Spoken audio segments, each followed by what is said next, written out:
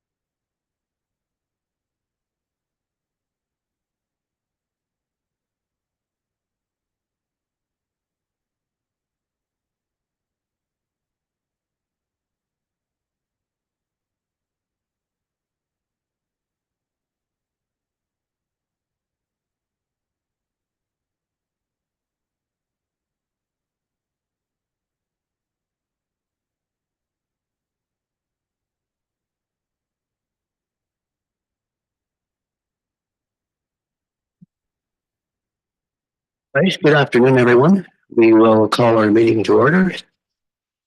And a reminder to council to do disclose any pecuniary interest or general nature thereof.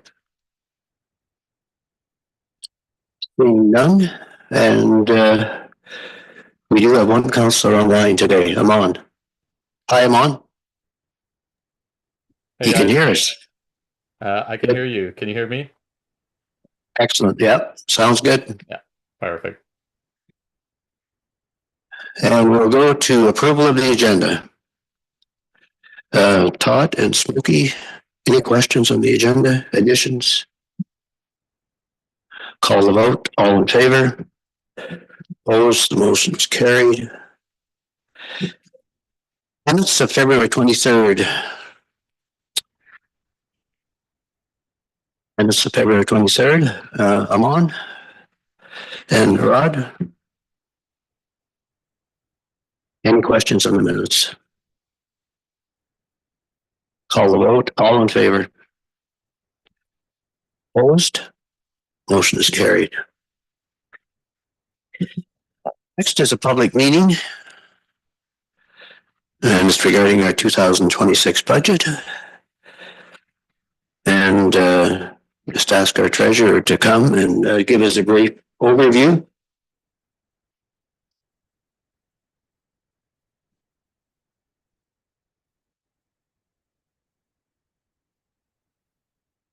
So in summary, the 2026 budget we're proposing is $10,010,593. This is an increase of 6.35% over 2025. And that's a tax levy increase of 6.35%. Or sorry, levy increase of 6.35%. And a tax rate increase of 4.99%.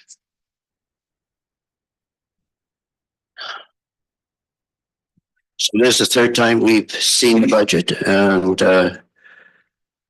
today is any questions from council on this finding? Today we'll go to the public to see if there's any input. We do have one written submission here from St. Edmunds property owners. And so we'll open the public meeting. Is there anyone here to speak to the budget?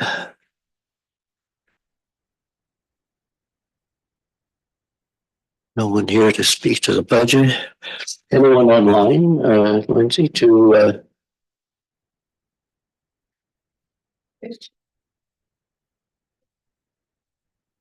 Attending via Zoom who would like to speak at the public meeting for the 2026 budget, please raise your hand.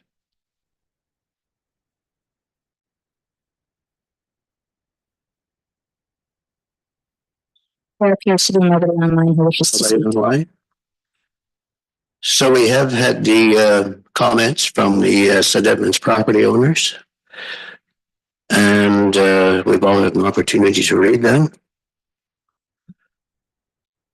So there is a recommendation here that the council directs staff to bring forward a report in response to the comments received at the public meeting, and that council directs staff to bring forward a bylaw to adopt the estimates of all sums required during the year and set the 2026 tax rates for final passage on March 23rd, 2026. So St. Edmunds property owners did raise some concern with regards to expenditure in fire and one expenditure in public works. So any comment, Rob? I just wonder if we could have the fire chief address the concerns with the pumper truck. The ones that were brought to me were the fact that the pumper truck may be just stuck. One part of the, it's stuck here, stuck there, blah, blah, blah. And the second was that it may be too big to safely go on the roads. So what the report says, we direct staff to bring a report forward. So that would be, we can do that. Yeah. That's okay. That was exactly my question as well, Milt. It's comments on that, because I'm not an expert on this or almost anything else. So if that would be part of the report. So our next meeting, we'll have a report from the fire chief and they have a couple other, they have another there. So if we could see the fire chief's response to that, that'd be great. And Public Works will respond to the one aspect of it as well. Okay, thank you. So that's where we are with that one. Is there a mover and seconder for that? Rod? Todd? Any further questions? All the vote? All in favor? Opposed? The motion's carried. Next, we'll go to a delegation. We have Northern Peninsula Chamber of Commerce. This is Rita Minch, Anchor Deck Project. Welcome, Kent and Brian.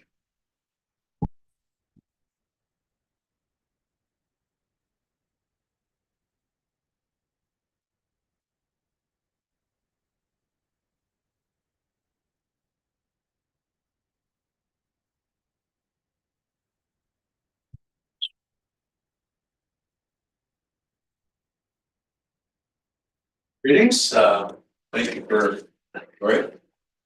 you for having us. So we've brought this project to you a few times in the past, if I'm not mistaken.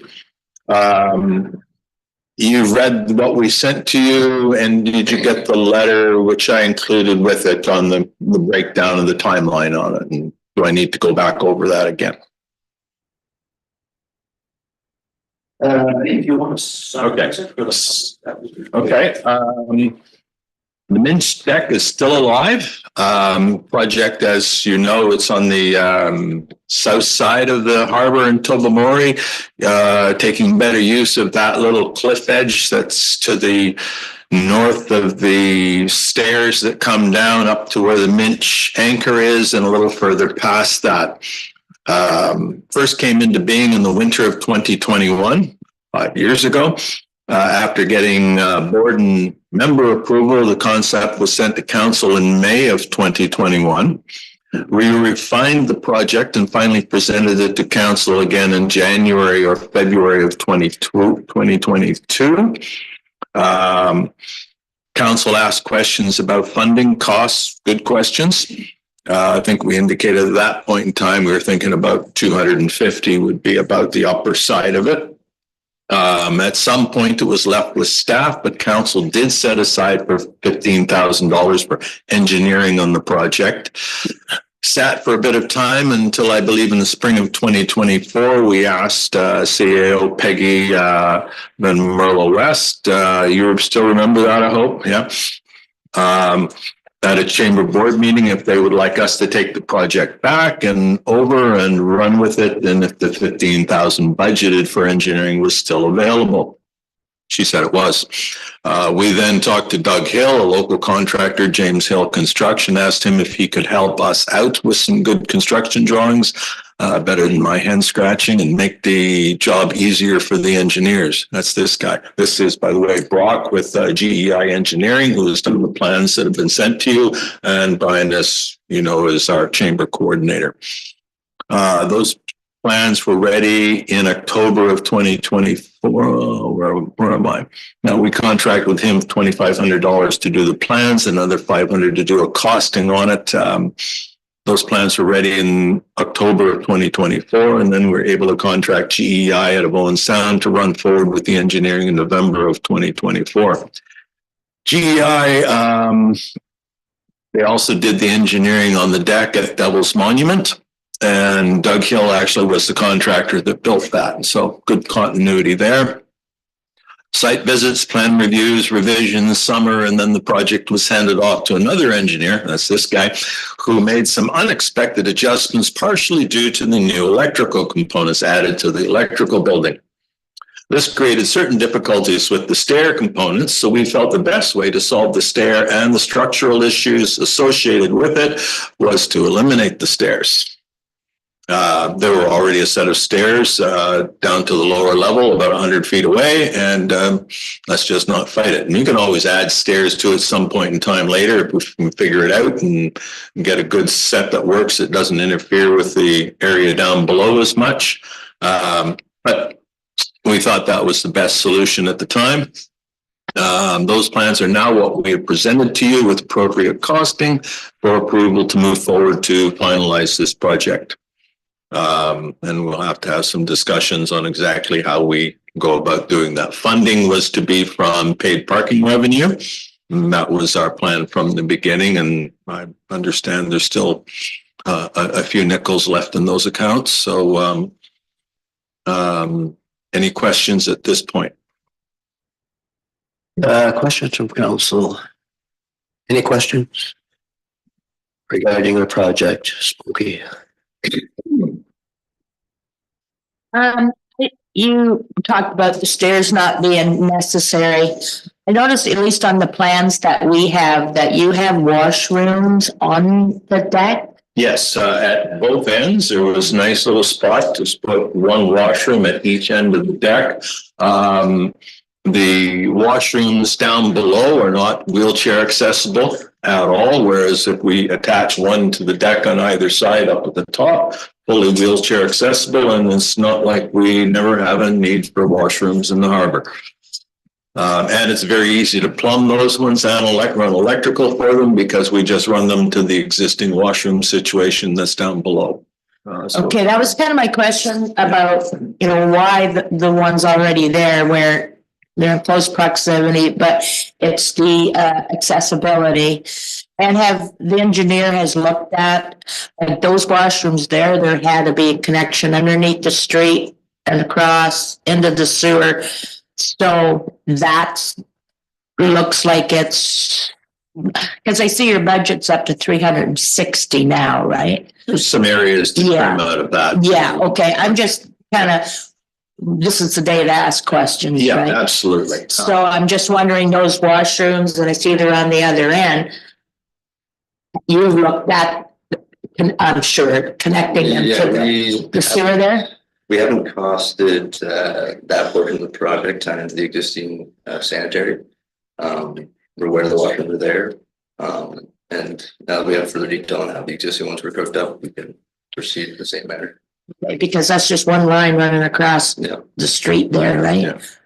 Okay, what else did I, so do you have an idea in your mind of like what we're finding here at the council table is that a lot of things we go out for quotes for kind of blow our minds now, and just the time and maybe just the year, but I'm just like, do you have just a thought in your mind of if it goes above, we're going to defer this, or because you're going to put this out for quotes, right? There's a couple of ways to do it, and that's why we had to get the engineering drawings, because you said how much it's actually going to cost. Well, without proper drawings, we can't get those numbers. So we're now to that stage. And the question is now how to actually move the project forward. If we dump it all back and council lap to actually proceed for it, then 350 might be a little on the low side. Okay, by the time it comes in, right? Another option would be delegate it back to chamber, give us a budget to play with. Okay. And we form a committee that actually would be like a construction committee. I get Brent on board and maybe Doug Hill will volunteer to be in that committee. And then we send out the quotes, get them back. And then before we proceed, get final quote approval, we come back to you guys for approval on that.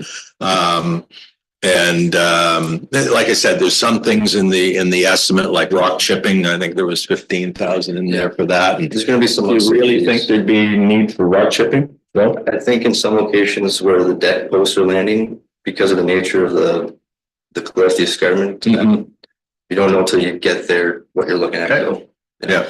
So there's going to be some variables, but that's there's a couple of ways to move forward with it. And some ways are going to be a little more expensive than other ways. But And my last question, and then, is there any loss of parking in this? none with removing the stairs down below. Okay.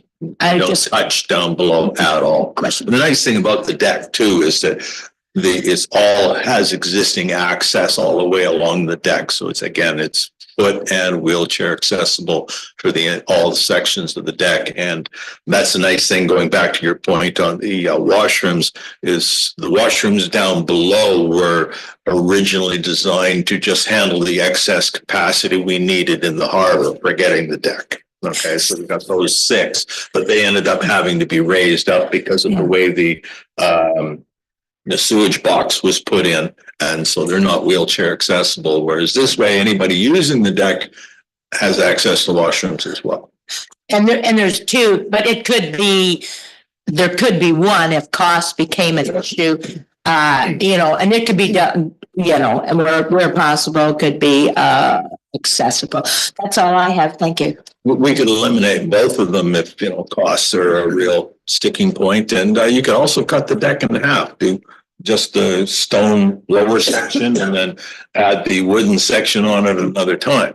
Okay, but I suspect you have a fair amount of in the paid parking budget, so just do it. Right. So I just didn't catch it. What did you say was not costed, Rob? We haven't looked into we gave him a summary of costs and we came up to the 360 value. The cost to hook into the existing sanitary below the road are not included in that cost. Perhaps we could look up to the existing sanitary lines at the bottom of the cliff. They're there. Yes, And that way we don't have to dig up the road. We just tie into that. But yeah, those details haven't been worked out yet. because the water would be part of the pump system that's feeding the ones down below anyway. I mean, water pressure is going to go back up again, no problem. And it's going to be a direct gravity feed from those 2 upper washrooms straight down into that existing sewage box that's there. Mm-hmm. And any electrical lines could be run at the same time. Does that make sense? So, yeah, okay, so Not a big deal for incorporating that into a new structure. so, but so the costing or you said you haven't really checked to see whether you can. But we haven't done any design drawings. Like if we're tying into the streets, then yeah, we would do some civil drawings. But if we're tying to the existing washrooms down below, then that would be when you send it out for tender. Your contractor would get pricing as long as we're clear in the tender package. That's right. That's my point. The tender package has to be kind of clear too. Yes, no, there's no tender package has not been prepared yet at all. Yeah, okay, yeah, no. But yeah, when we do so, we'll make sure it's clear so we get precise, accurate budget. All right, any counselor have any questions on that? If not, Ken, you can listen to this idea. I think we'll turn it back to our staff. They can communicate with the chamber. Mhm. And you can you can have a report come back to us in a meeting or 2. Peggy, does that sound reasonable? Mhm. And we'll hash out how we want to do this. So, Okay. That's good. all right. So if that's all you have for today, that's Good. on behalf of council and staff. Thank you for your presentation. Thank you. Thank you.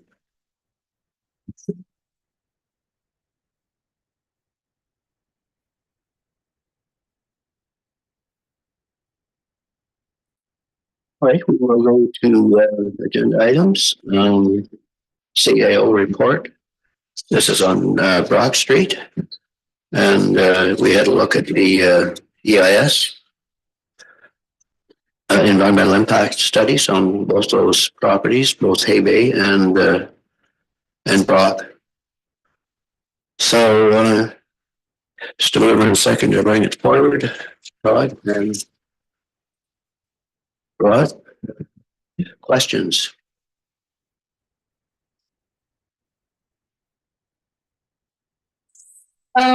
Just, looking, excuse me, on Brock Street on the report, you have that it turned, if we were to turn that into parking, which we, have to keep in mind that we do have 2 parking lots on Hay Bay that are waiting approval. And I assume we haven't heard anything about the traffic light because we're going to ask about that, where that is. So, you provided us with a map of potential parking.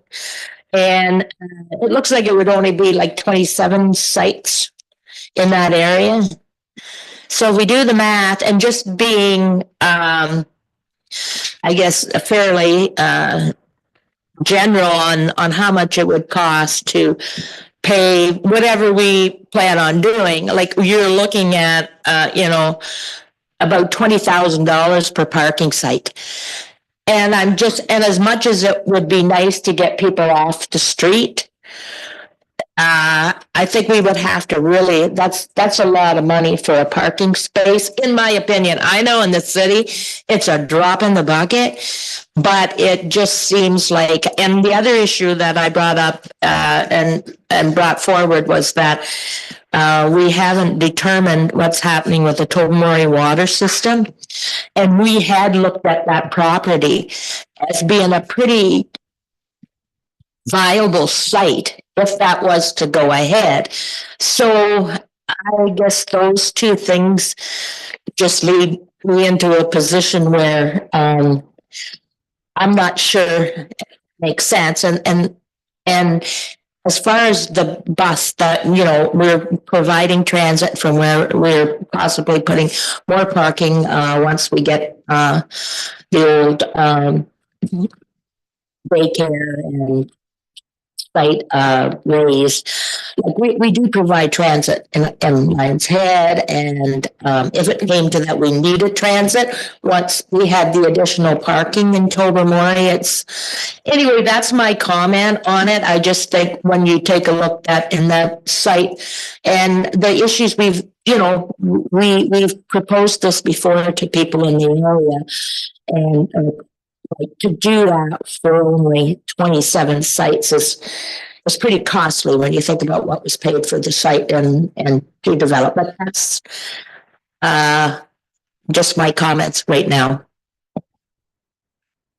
I'd just like to echo Smokey's concerns because I have the same concerns.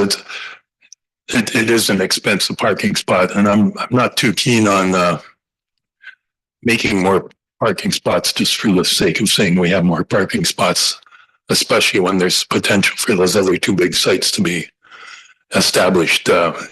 Probably not this year, but certainly it's in the works, isn't it? And then to the other point you made, Smokey, the fact that that may be a prime site for our water system, if and when, at least we can say we do have a spot for it. So I guess in short, I'm not really in favor of doing anything there. Yeah, probably I agree with the comments as well. It's, I guess we could investigate further, more environmental. That was kind of a Peggy, you can explain that process as well. We may, if we were to go into another phase, we may determine that there's maybe more, or if we were to do that. The other thing is too, on the Hay Bay site, even though we are not owners of that property, we lease the property. And there was some conversation a few years ago with regards to leasing that, and with parking there as well. And it looks like there's a much larger spot there for parking if we were to decide to do something in that area.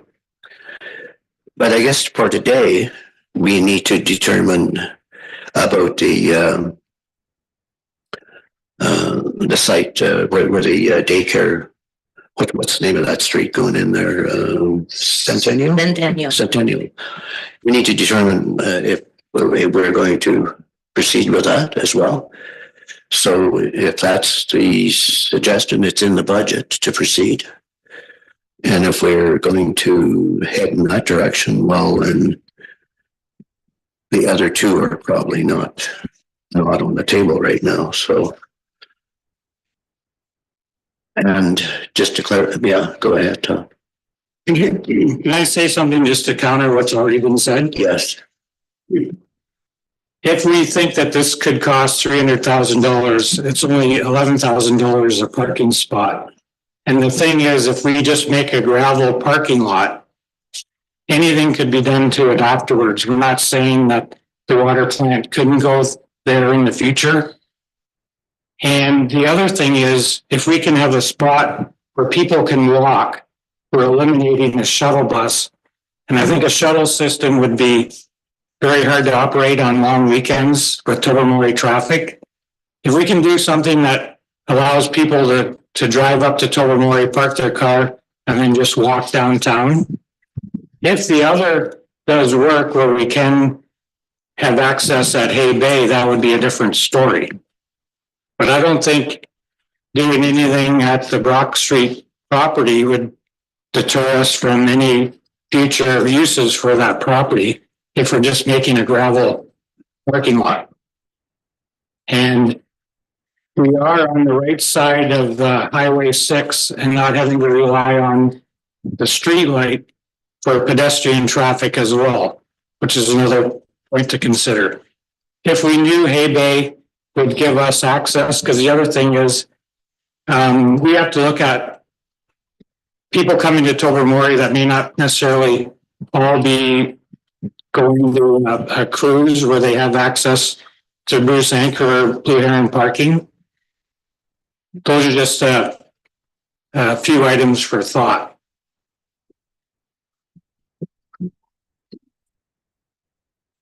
Smokey. It's just, including and I've lost it. What did we pay for Brock Street? It was, I'm sorry? 440. So, and then I was including that figure into costing. So even at, if we add another 100,000 for a gravel parking lot, we're still looking at pretty close to 20,000 for per spot. But that's neither here nor there. We won't know. And I guess we're pretty much bent on waiting, what's happening with the light, and if someone has to get the provincial government off their keisters and let us know. I guess it won't be me. So I guess with regards to the project that's included in the budget, we do have to determine if we are proceeding with that. So that was it was around 280,000, I believe it was 280,000 to proceed with that. So if that's on the table for us, then the other two are not an issue, I guess. But if council would like another couple of weeks to think about it, or if we're passing the bylaw for the budget in a couple of weeks, we received some reports regarding public input on the budget. So yeah, Smokey. Well, we've already made the decision, that building, and we've toured it. We know that it has to be demolished. We made that decision. We're just happy that our kids are over in the school. However, Are we waiting for, like, what's happening with the demolition? Because we can certainly demolish that building without going ahead with, I mean, one doesn't negate the other type of thing. I just wondering where we are with the building's got to come down no matter what. It's not safe. So I was just wondering where we were with that. So currently, right now, we are waiting for it to be approved through the budget and with the RFP demolition. Okay, thank you. Yeah, I think we've kind of agreed the building is coming down for Yes, sure. yes. That's been I was determined. just kind It's of just- wondering about that because it's not good. Well, we've It's already just if determined we, it needs to if we be. want to proceed with the other, Yeah. And, One can act if- without the One other. question. go ahead, Amon. Oh, sorry. I was gonna say, could we also take a look at what our potential sites were for the water treatment plant? Because I do agree with Todd, like out of the three options for parking, Brock Street kind of is the best. We don't need a shuttle and no one has to cross the highway. But with that said, wouldn't really want to build a parking lot there and then later be like, oh, well, could have used that for a water treatment plant. So if we could take a look at potential sites for a water treatment plant as well when we're considering where to build parking. All right, thanks, Amon. All right, it sounds like we have a little difference of opinion here, so, which is great. And yeah, right. So I know this parking lot has been thought of, Yes, 4 or 5 years ago. years ago, yes, Yeah, yes. and I don't think there was good feedback from residents. Am I right? I wasn't here. There was some feedback from residents there that they were not in favor of the parking. So we could potentially, I'm probably no potentially about it. We'll be up against the same thing again, I'm sure. Yes. Todd, You'll have that problem at Centennial as well. So Yeah. I don't think it matters where the parking lot goes. typically we do, any project we go to after, we seem to, there's people that have different thoughts about it, so. We have a little bit more room though at Centennial to play with when you take a look at the map of where the parking would be and where the closest home would be. There is not much room there, but again, it's. All right, what we can do today is simply look at the first part of this recommendation here and receive it for information. And give us a couple of weeks to come up with the direction that we choose. And at the same time, we really need to consider if we're going to proceed with the one in Centennial as well. So those two things have to be discussed at our next meeting, and we can provide direction to staff then, which is the latter part of the recommendation here, that we provide direction. But the first sentence is simply receive it for information. So for today, I think we will receive it for information and provide direction at our next meeting. So the mover and seconder on that who was that?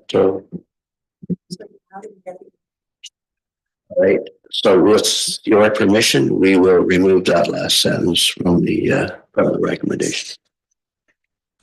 All right, we'll call the vote then. All in favor? Opposed, the motion's carried. And then we will go to the clerk's report, and this is a comprehensive land policy and project plan. And this has been in front of us a couple or three times as well. And this time they're providing the process on how we proceed, how our staff proceed, and bring it forward to council with each process here. So mover and seconder to bring that forward, Amon and Rod. All right. Alex, do you want to just give us a brief overview on this, and we'll, please? Thank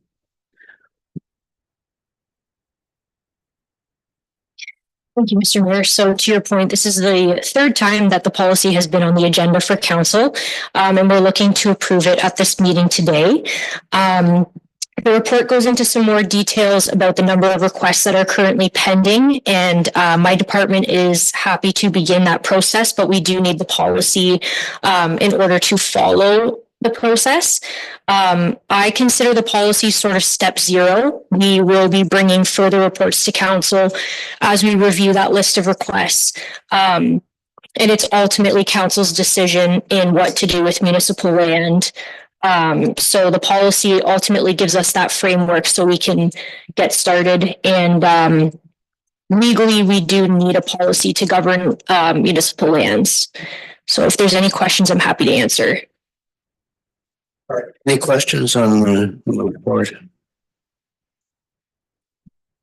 Yeah, Alex, on page 6, so the shore road and road allowances. So shore road allowance and road allowance, right? Shore road allowance. You're speaking about the policy directly or the report? I'm speaking of the title, like on page 6 on the left. Oh, yes. Yep. Shore road and road allowances. Yes. So it is a shore road allowance.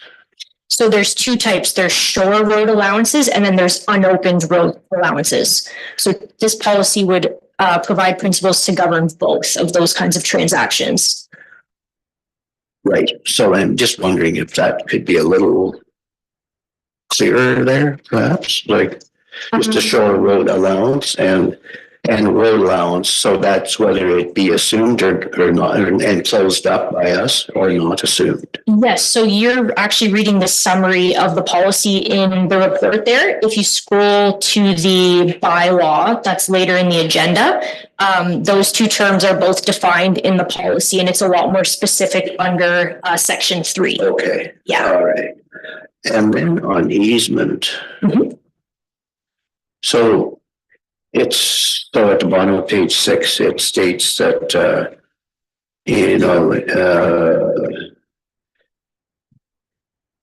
it should be abandoned entirely. So structures, fences, shrubs, driveways may be allowed on easements at the CAO's discretion. And then it goes on the next page and it says public access easements must remain unobstructed. So is that a contradiction or is that just, I'm not.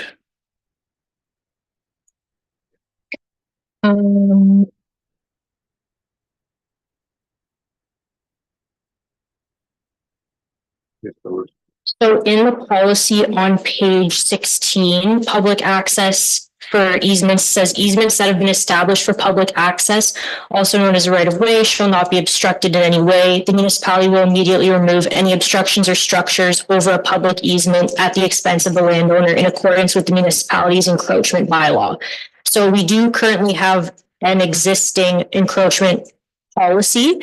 So that policy breaks things down into more detail, whereas this sort of references that policy. Okay. All right. Thank you. Smokey. I guess I'm a little slow, but what this has been before us, I know last meeting I did ask if we had public comment, and I think we're gonna have, like, once people get more up to what we're up to. And sometimes I don't know exactly what we're up to until, but anyway, I'm just going to give you a couple of scenarios according to this policy as presented and ask like what happened. And that's for, myself and anybody listening that happens to be in this situation. Because I think it's hard to imagine, okay, I own a cottage and I happen to be there are certain places in our municipality where there is a shore road allowance. So I'm in a position where I want to have control. Some of these shore road allowances are, they extend quite a ways, and I want to put a fire pit. I want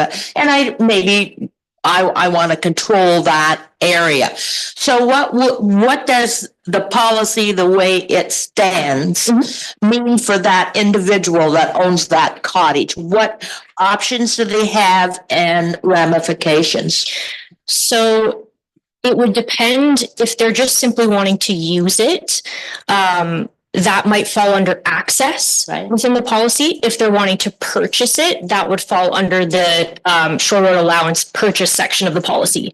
So from an operational standpoint, if somebody has, that exact thought, which we've already been approached by people with that exact scenario, they would bring that request to us.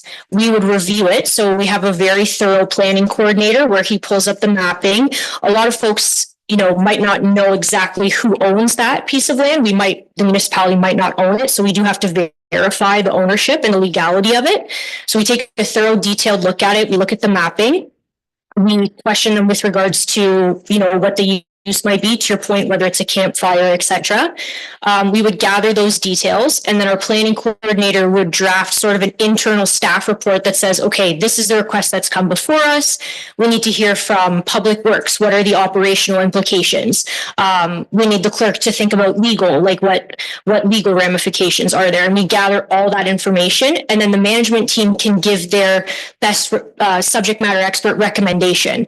So that recommendation would then be presented to council to review. And at that point, we would say, we've looked at this, we've considered X, Y, and Z. This is our recommendation to council, and then council would advise us on the next steps. So the policy, it's hard because not every single request is going to look the same. So the policy doesn't put a blanket statement over requests. It just gives us a framework, and it gives us guiding principles. And at any time, council can say, for this specific situation, we decide this. And then us as staff would have to go to legal, or whether it's an agreement that needs to be drafted. It just completely depends on the actual scenario that comes before us.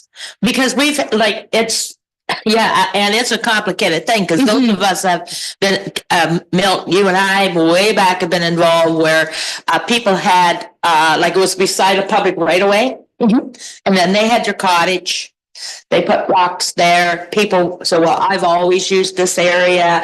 I mean, it can really get into it, and I'm not, I understand there's not a real simple way, but the more that we can delineate this beforehand, because that one situation, it went on for a couple of terms there, and we still are going to have those situations where people feel they own to the water, they want to use it, we have a public right of way near it, and it's not something I think we should rush, but thank you for that. That gives me some sort of idea. And I think other people will have similar questions. How is that dealt with?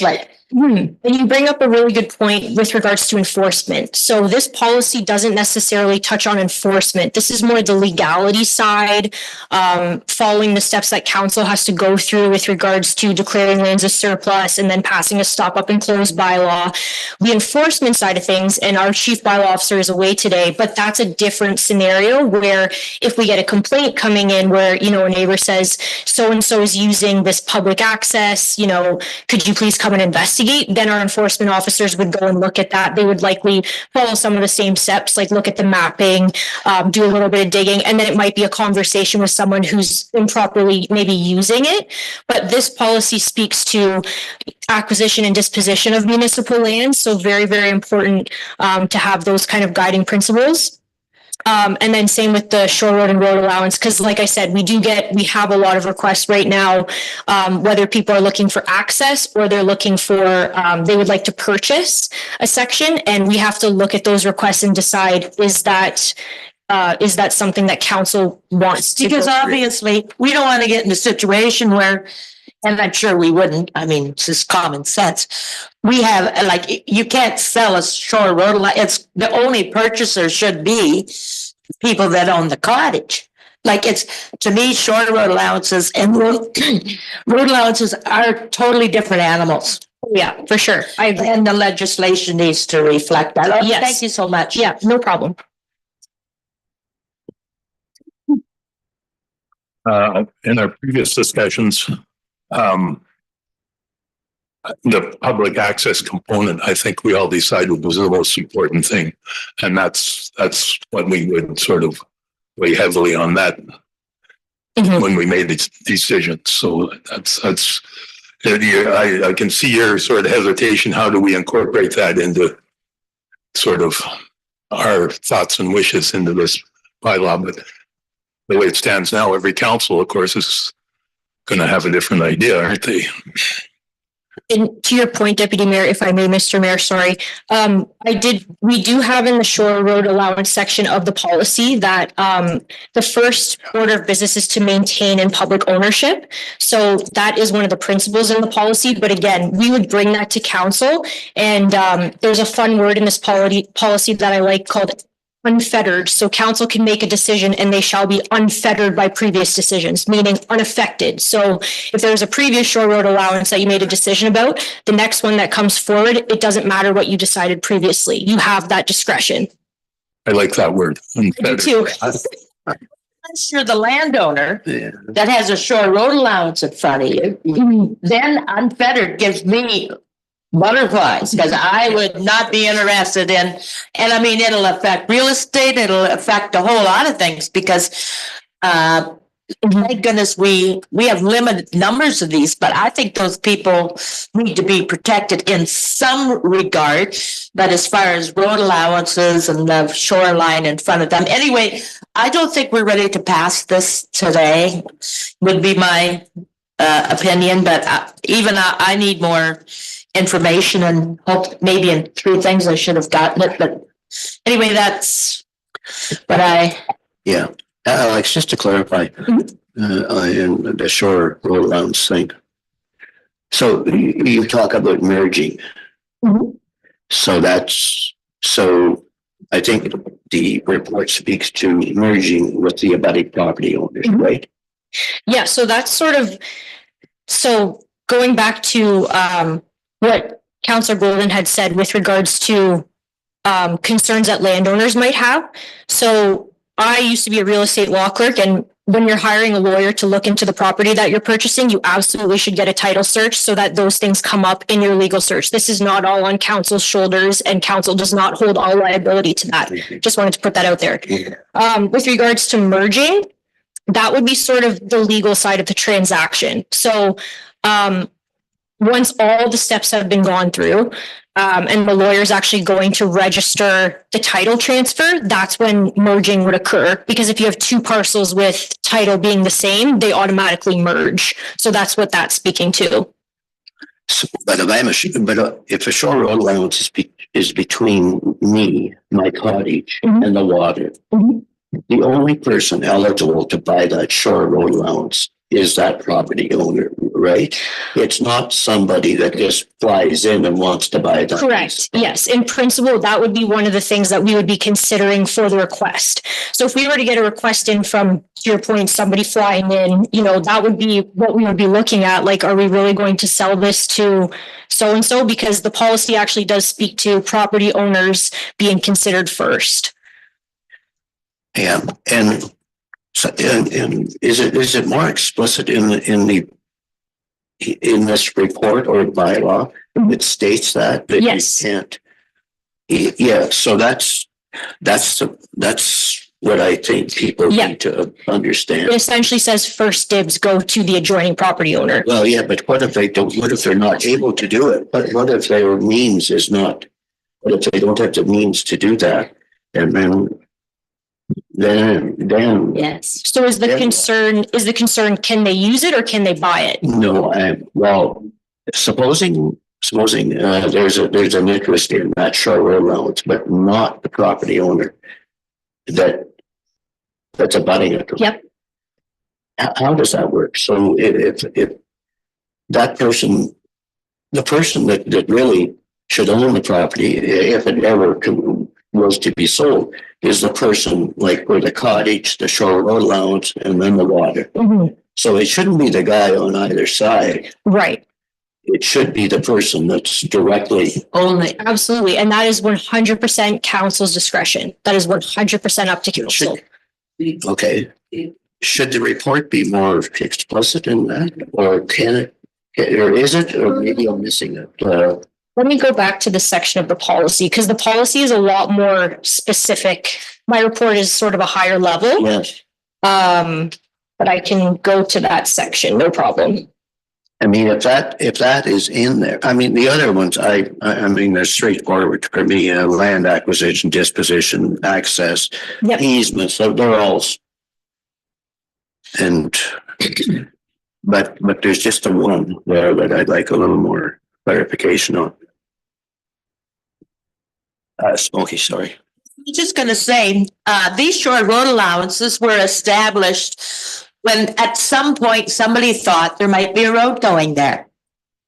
So what, if that's the premise, why are we even keeping them as road allowances if there's never ever gonna be a road there? I mean, maybe in some it has, I don't know if, like, I can see like the road allowance. Yes, we absolutely, and it gives access and there's reasoning for that. But the shore road allowances in most cases are a misnomer. They're not, you're not going to put a road along the shore in front of a bunch of people's cottages. So I'm just wondering, maybe we should just, I don't know, that's just my thought. Like, we're spending a lot of time figuring out what we're doing them and who we're selling them to. I don't think we should sell them to anybody other than whoever owns the cottage, because that's just going to create a nightmare. So that's my thinking on shore road allowances. They just happen to get left places that people say, oh, well, someday we might put a road there. So and public access, I guess that's something that needs to look at. We do have public access on the actual road allowance, but we've had one situation where it caused problems for a lot of years, and anybody that was around is aware of that. And if we have a bunch of them, anyway. Typically, these cases here where there's shore road allowances, there is a road already established where people want to buy, and they're this shore road allowance is between their cottage and the water. And in some cases they're even built on, and in some cases they're encroached on, and so the policy is good. I just to ensure that particular one there is, did you find something that would help me out, or? So, to your point, the policy is more broad. So it says, with a couple of things have come up regarding public ownership. So it says shore road allowances or road allowances identified to be retained shall remain in public ownership. Road allowances that lead to water shall remain in public ownership. Yeah. So where public use / access is a consideration. So that's a principle that's already built into the policy.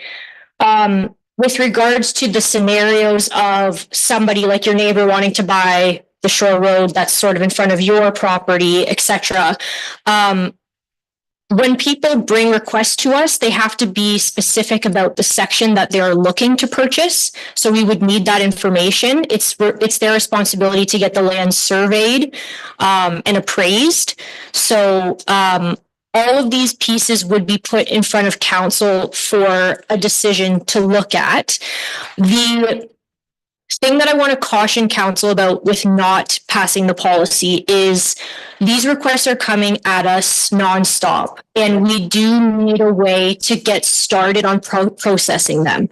The policy has been on hold since about 2024, and right now we have about 30 requests. And we're happy to do the pre-consultation with them and get the details of each one. Not all of them will fall under this policy.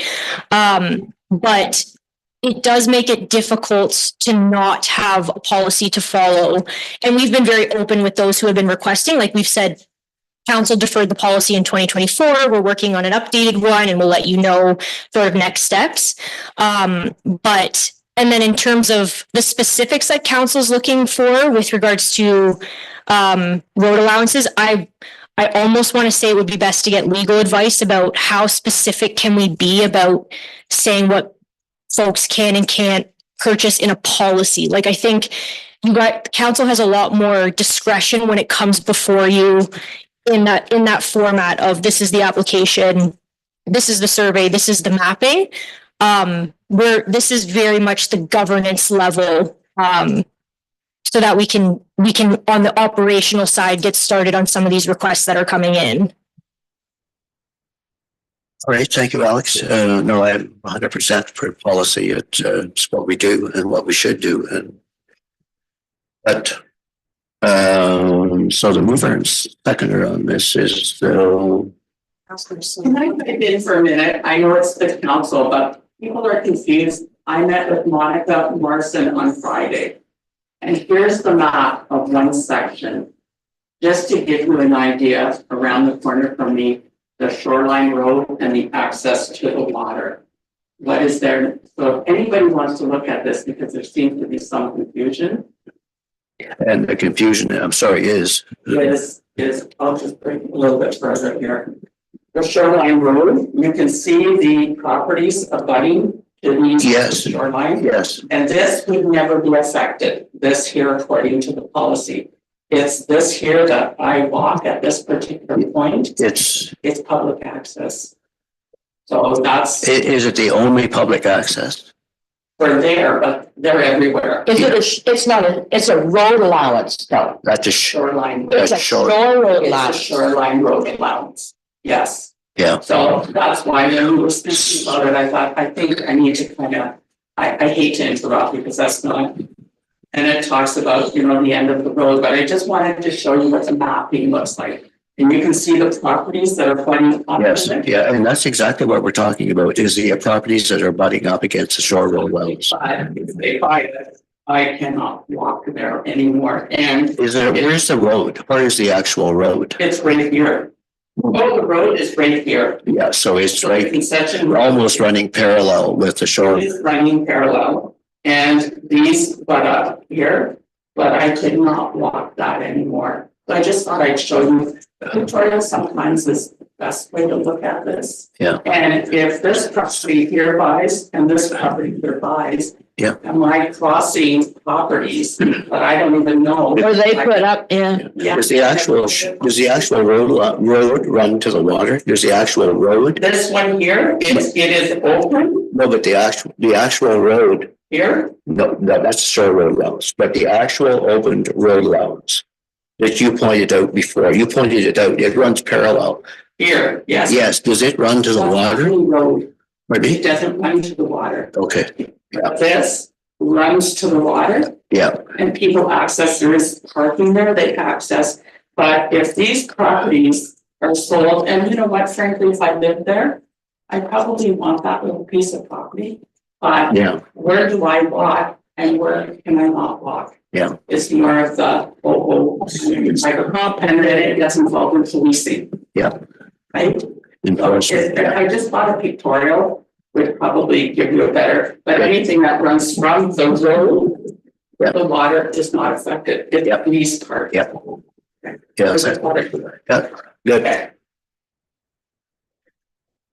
Sorry to interrupt. So,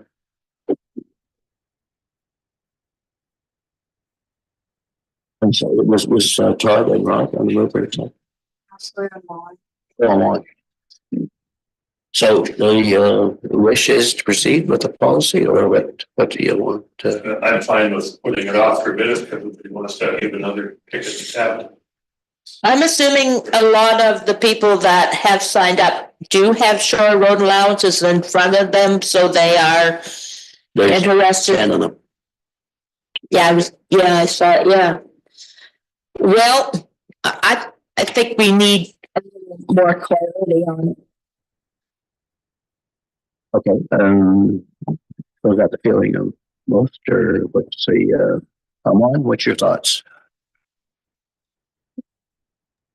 So how long are we thinking to put it off for? Just until next council? Because like Alex said, we put it off for long enough now. We really should make a decision. To be honest, I like the policy. I think there's plenty of safeguards in place for the concerns that we've all raised. But if, majority wants to put it off, I'm fine with that. But till the next council meeting, if that's reasonable. Bring it back. So the mover and second is okay with that? One, you're fine with that? We will bring it back on March 23rd. If I may, Mr. Mayor, could I just ask what council would like to see on the next report specifically, so that I can address that? Yes. So what would you like to see, Smokey, here? Well, I guess, so basically, we're discussing whether people are allowed to buy these or not. We don't have to sell. I don't think there's much question about road allowances. I think our real issue here is short road allowances and people's right to treat them like private property, yes or no. And obviously, there's different circumstances. I guess we would have to decide what would be best, whether to sell them to people, but because if we sell them where they make sense, like they're right on the water, there's no road allowance near them, and then people are basically using their frontage for whatever, because I don't think a lot of people are in favor of that. And I'd like to see where do we have a map that shows all the shore road allowances? No, we do not. Would that be something that would be attainable? Because obviously there's different situations, and also for the public, not everything has a shore. There are just limited places where there's a shore road allowance. Mm-hmm. So I think people get confused by that as well, because people think they're involved in this, and it's not. It's just if at some point somebody put a shore road allowance on the front of where the property is. Mm-hmm. But I don't think that if it's in front of you, it should. I think we should seriously consider whether we want to sell them or not, for starters. And if we did, do we really want to sell them? Maybe they are just as well left in public domain, which is they're municipal properties. So right now, the policy says that road allowances that lead to water shall remain in public ownership. So that's already in the policy. No, I'm talking about shore road allowances. I think that's where we have an issue. All right, so maybe Alex can just look at the policy a little closer, Alex, and maybe point out where we're maybe not understanding the thing, or where we have a little issue with. Is council saying that they do not want to sell shore road allowance? Like, is that what council is saying? Well, I think it opens a can of worms. We're sure that in all cases, it really, I think we should have a policy, actually, but and to Ramon's point, there probably isn't a whole lot wrong with the way the policy is. It's the discretion that I have a bit of an issue with, because it can vary from council to council. And if we retain the shore road allowances, what access do we, are we saying, okay, the municipality owns them, so everybody and their mother can go there? Oh, there's the other point. So yeah. So just a couple of thoughts here. The original purpose of a shore road allowance, i.e. running along in front of somebody's cottage, was, and when we hear road, we're thinking, our 4x4 driving along. Yeah. It was brought in to give, and I'll use your word, unfettered access when boat was the main source of transportation. So you won't find them on the rocky shores. You'll find them on the nice beaches and stuff like that, which is unfortunate. Fortunate or unfortunate. Yeah. So we sort of got to make that distinction. And I think, it almost lends itself to a case-by-case basis. You just can't make the buy. Yeah. And I know what you want. Bill. You don't want Well, I guess we got to tighten up the definition of who can buy it because we don't want Trump Industries buying every 66 foot short road allowance, right? So, because that's the potential is there. Yeah, So yeah, let's tighten up that definition and go from there. Who can buy a short road allowance? So Alex, I'm sure it's as clear as mud and you can proceed. So what I'm hearing is council would like a little bit more detail with regards to the shore road and unopened road allowance section of the policy.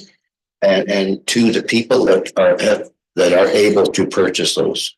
Like Okay, right. people that Whether it's adjacent landowners or yeah. like that discretion. Yeah. Okay, yeah. And as Rod says, I mean, it's a case by case basis, really, it depending on all the It is, yes. That's why I'm a big fan of policies, of course, but you want to be broad because you don't want to, because sometimes if you're too specific, then you're breaking your own policy in places and. But it's good to have the policy, and as I said, I have no problem with the rest of them. It's just the one there that needs a little tightened up. Yes, God hasn't. One thing else to add to the mix is if we're looking at it again, do we have to look at any costing? Is this unlimited time on your part? Does there need to be fees involved? I appreciate that question. Thank you. So we do have a fee for there's an application fee that's already in fees and charges, and the applicant is responsible for bearing all legal costs, as well as the costs to actually purchase the land, right? So those costs have already been considered. If it's municipal property.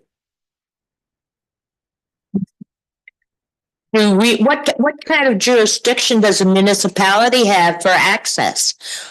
We must have a policy where just because something retains as municipal property doesn't mean there's free access to it. Like how we could retain the road allowances as a municipality, but have access policies to it. That might be a good question for Troy. Sorry to put you on the spot. But my understanding of this is if the land's municipal, it's public, the public have access to it, correct? Or is it not that simple? I think you can't control access by bylaw. Right. So you can control access by bylaw. So you'd have to have a bylaw, say onshore road allowances. People would have to know where they are, but okay, that's just another question here. If the municipality deems to retain ownership of shore road allowances. Okay. All right, so Alex, so how do you want this recommendation here to read? I think it would be easiest, and I know that council doesn't do this too often, but I think it would be great to move an amendment to the motion. So the amendment would be instead of approves the bylaw and approves the project plan, that council directs staff to bring back another report regarding specifically shore road allowances in the policy. So if we could have, I would say mover and seconder for that. Exactly, yes. For the amendment, Rod and Smokey. We'll vote on the amendment first. All in favor? Opposed, the motion's carried. We'll vote on the original motion as amended. Yes. All in favor? Opposed, the motion carried.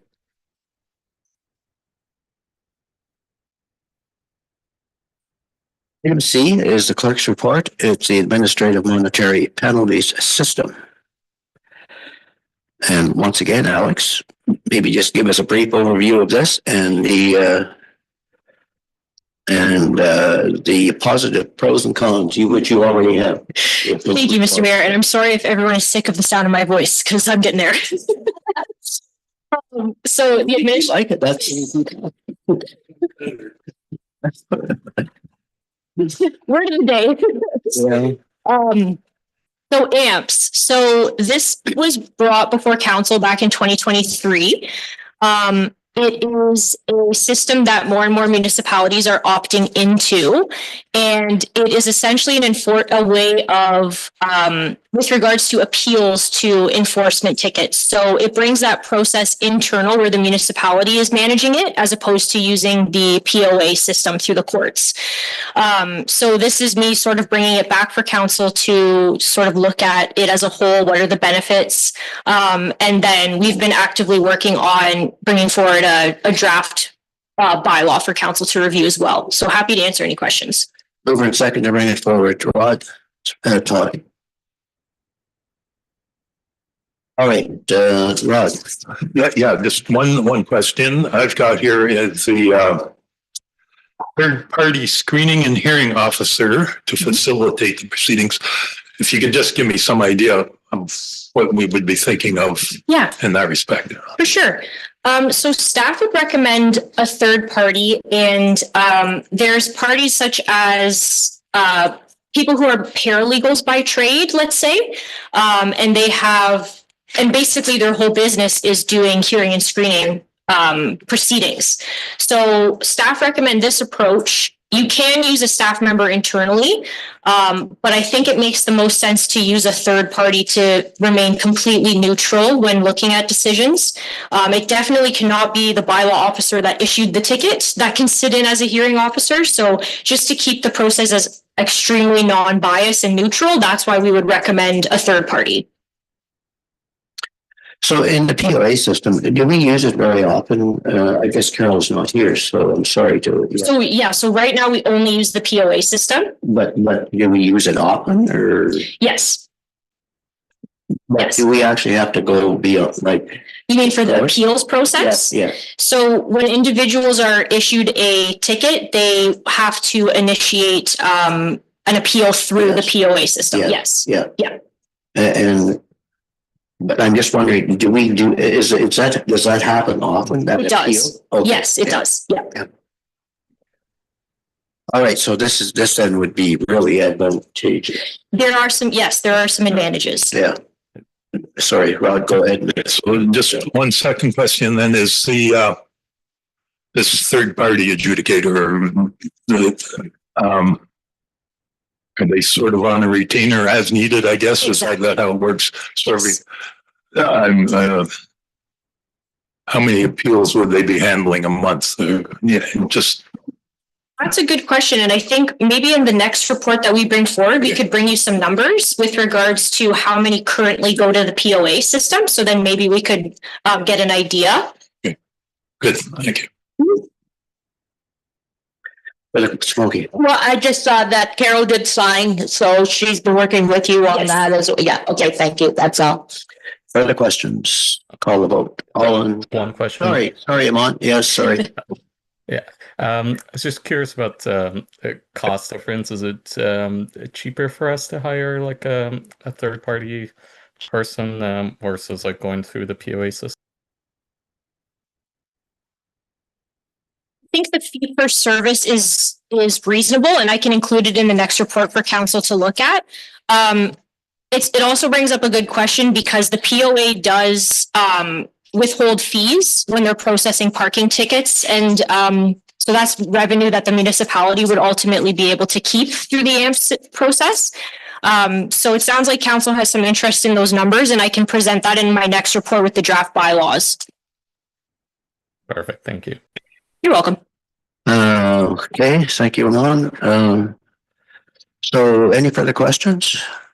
Call the vote. All in favor? Opposed? The motion is carried. Next, we go to bylaw, chief building official, and building bylaw update. And second to bring it forward, Todd and Amon. And questions. I guess just a question, Emery. So what actually did we change on this bylaw? Just a kind of a brief overview on what we changed. Sure. Thank you, Ms. Mayor. So no legislation or most of the body of the bylaw stayed the same. We've just added some additional fees to cover some administrative duties that we have, as well as some short form warning and set fines for better enforcement of the Building Code Act. Okay. So, yeah. If I could suggest that we have that in red, just highlight the changes in red so that we kind of have an idea of what is changing. Then that would be great. But otherwise, it's a good report. Thank you. That was going to be exactly my question, just what are any significant changes to the current legislation? And you're saying there really isn't any, so that's cool. Okay, Todd, do you have any questions? No. I'm on. No, he's good. If there's no further questions, we'll call a vote. All in favor? Opposed? Motion is carried. Item under E is the chief building official again. No demand for service agreement, and this is at 2 Mill Point Road. And the council authorizes the mayor and clerk to enter into no demand for service site plan control agreement for the property legally described as Plan 777 Lot 9, an undivided one. I've never seen this before, Emily. I'm not sure even what it means. Pardon me? Yeah, it's an interesting one. Yeah, The legal description, yeah. it's a legal description. Okay. And so it is at 2 Mill Point Road. Over seconded to bring that forward. Smokey, Todd. Any questions on that? Call the vote. All in favor? Opposed? Motion is carried. And once again, Chief Building Official report is item number F, and this is appointing the Deputy Chief Building Official. Reports for information. Mover and seconder on that one. Amon and Rod. Any questions on the report? Questions on the report? Call the vote. All in favor? Opposed? The motion is carried. And item number G is the fire chief's report, and it's the purchase of the new tanker for the fire department. And just the fact that we're getting more information, I thought perhaps we would defer this report until we get the information. And as we said before, the fire department and the building department will be bringing reports to us the next meeting. So mover for deferral, Smokey, Todd. Call the vote. All in favor? Opposed? The motion is carried. Fire chief's report. Again, here, open air burning bylaw update. So council directs staff to bring forward an updated bylaw to regulate the setting of open air fires within the municipality of Northern British Peninsula. Mover and seconder for that one. Rod, Amon. Some changes here. Go to our fire chief. Jack, please. Thank you, Mr. Mayor. A lot of the changes are tied in with definitions, including the Forest Fire Prevention Act, the Fire Protection and Prevention Act, and different wording. Burn ban was referenced within the bylaw a few times, where fire ban was not, but all the charging was related to fire bans. So we've cleaned up a lot of the language within the bylaw itself and increased the fines to match the fines that are currently in our fireworks bylaw. Okay. Any questions on this report?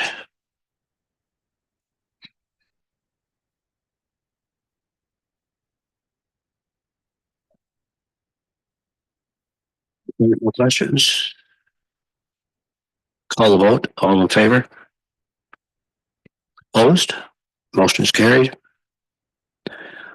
Item I, Parks and Facilities Manager. And this year is the council waive the purchasing policy, section 541, requirement to tender and exempts the purchase order for dock F replacement per section 5424 as a single source purchase to standardize dock specs And the council accepts the quote from Crop Industrial Inc. for the replacement of Lions Head Marina Dock F in the amount of $260,085 plus HST. And that we enter into an agreement with Crop Industrial. Mover and seconder for that one. Todd, Amon, any questions on this one? Questions?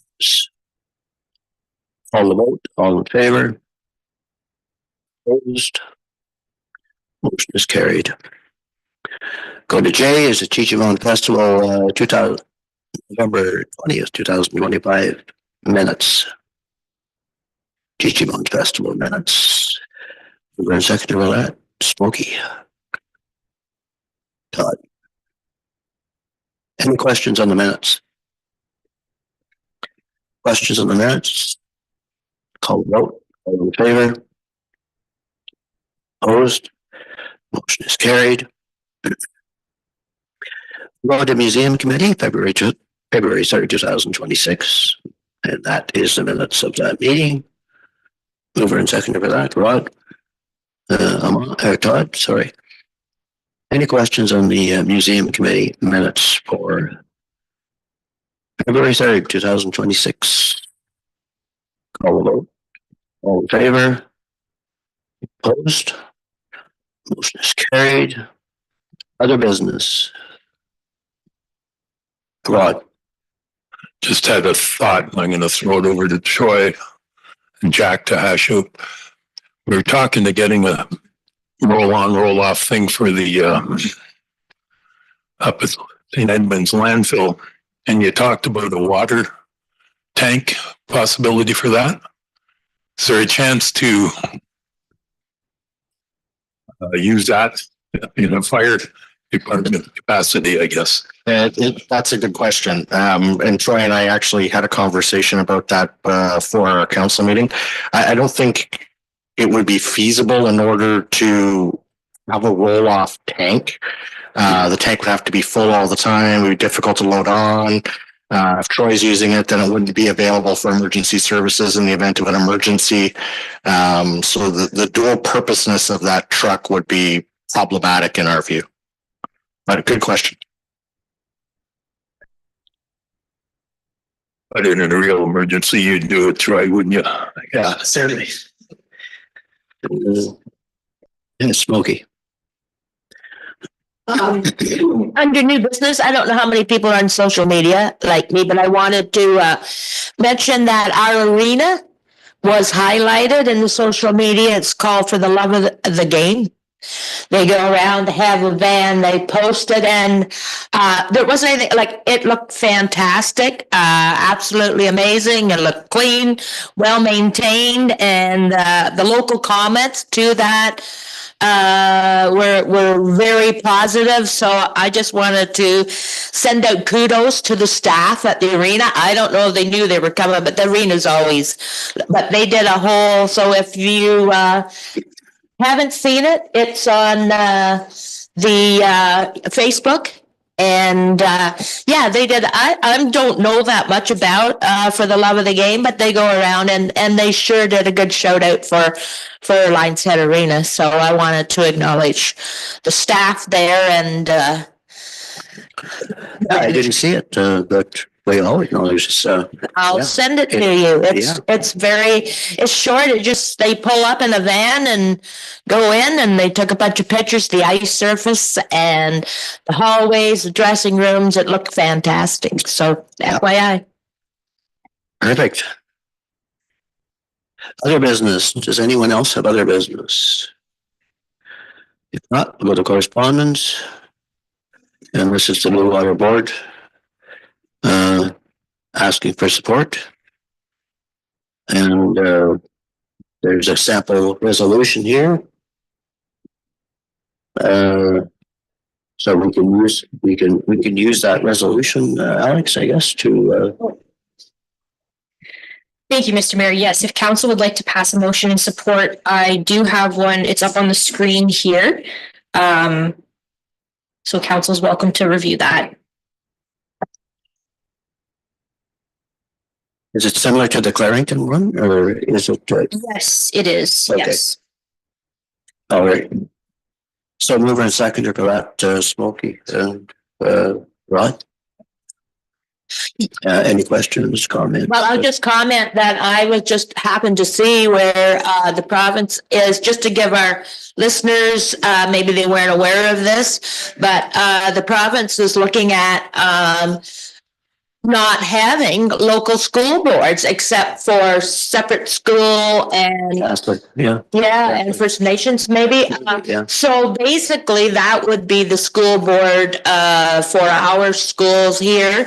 And we know how valuable they've been to us. And so, and especially if this happened, it would really leave rural schools out of the conversation. I think that's the fear. And anyway, Jane, she's actually the chairman of the board, did say she, would like our support. And I think we should support this in any way we can. And I think it does that. And also that we copy Peggy. You likely do this anyway, but we should copy our MPP on this. And anybody else that you can think of, because it's really important. Circulate to county as well. Yeah. Yes, yeah. So I just happened to read an article actually on the weekend in the CBC, and it was entitled "As Ontario Takes Over School Boards, Trustees Are Under Scrutiny, and What Do They Do and What Happens Without Them?" And it's a very good article. So it's CBC. Well, to be quite honest, there's been a couple of boards made questionable decisions. So there have. There have, but that does not, I mean, that can happen anytime, and I don't know the intricacies of that. But I do feel we need school boards, and I feel our school board has done well by this municipality. So this is great that if we can support early and anywhere we can along the process. Yeah, lucky to have the people that serve on the boards. Yes. Yeah. Okay. Any further questions, comments? Call the vote. All in favor? Opposed? The motion is carried. Closed session? We don't have a closed session. Bylaws? We do have a few bylaws here. Bylaw 2026-25 is a, that doesn't happen. So, yeah. And next, A, bylaw 2006-25, that will not happen today. We're looking at that policy a little closer, and the bylaw will follow later. B is 2026-26, and it's a bylaw respecting construction, demolition, and change of use permit and inspections within the boundary of municipality of Northern Brisbane Peninsula. And 2027 is to appoint a chief building official, deputy chief building officials for the municipality of Northern Brisbane Peninsula. And 2026-28, it's to regulate the setting of open air fires within the municipality of Northern Brisbane. And 29 is simply a confirmatory bylaw. Mover and seconder for that, Todd and Rod. Call the vote. All in favor. The motion is carried. Motion to adjourn. Smokey, come on. All in favor. Motion carried. Thank you, everyone. Meeting is adjourned.